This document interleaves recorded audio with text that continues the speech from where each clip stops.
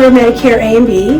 With that plan, you would like to get a secondary because your first 20 days, your Medicare plan covers that 100%.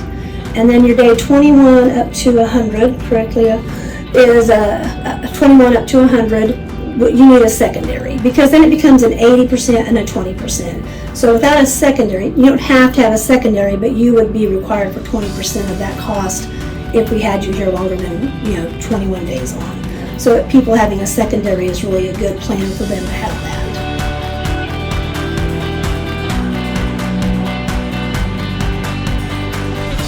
I would say Medicare, your regular government Medicare for A and B, those don't have to have a pre-authorization.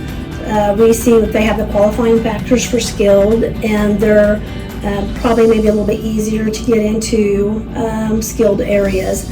Whereas some of the C plans, which are an Advantage plan, a lot of those they all have to have a pre-authorization from your insurance.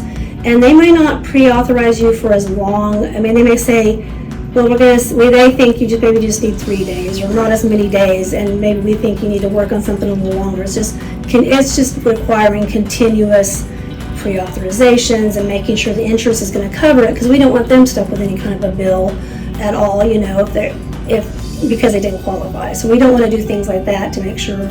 That's why we double check that they're going to be qualifying here without insurance, right, Leah? Right.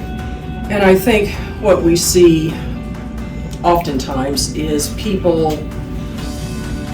think they can automatically go to their own physician to go to a certain hospital with their Advantage plan. That's not always so. People need to be very diligent and pay attention as to where they are going to be able to receive care. Because with your regular Medicare A and B, anywhere in the United States, you're good.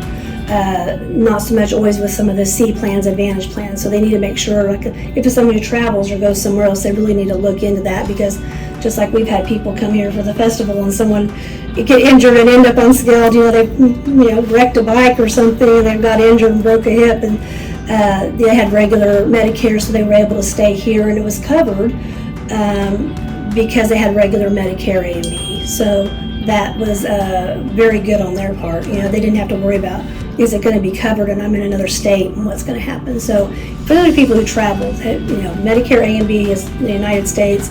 Your Advantage plans sometimes aren't going to be in every state and every place. So you have to really pay attention to those things as well. Educate yourself, I would say, on your Medicare plans. Know what facilities you can go to with your Medicare plans, what doctors you can go to with your Medicare plans.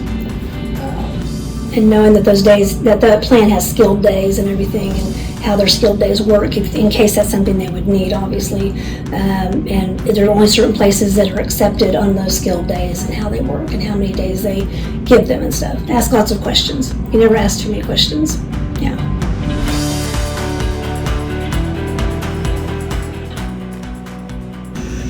So say, for instance, if someone happens to be in Wichita, at a hospital up there, has had surgery in Wichita, and they want to come back to Winfield, to William Newton for skilled services. The case manager who has that patient in Wichita will get information to me regarding that patient. I review that along with a physical therapist, and if we feel we can meet your needs, and if you have days, Medicare days, we certainly try to work with people coming from other facilities. Yeah. Well, like you say, like people have been in the ER, maybe they had something happen to them here. They're a local person, and maybe they had to go somewhere else for a procedure. Definitely let us know so we can get you back home. Back in this area. It's easier for you and your family and everybody else if we can use the skilled services here for you. If you have that, qualify for it and have it. We want to definitely have our people, in our community and take good care of them. And sometimes, this is a smaller hospital, we can't offer everything, but if you have to go to another facility and you've had 3 acute days and they review it and you would qualify, we want those people to come back to their home down here and be taken care of here by us, hopefully.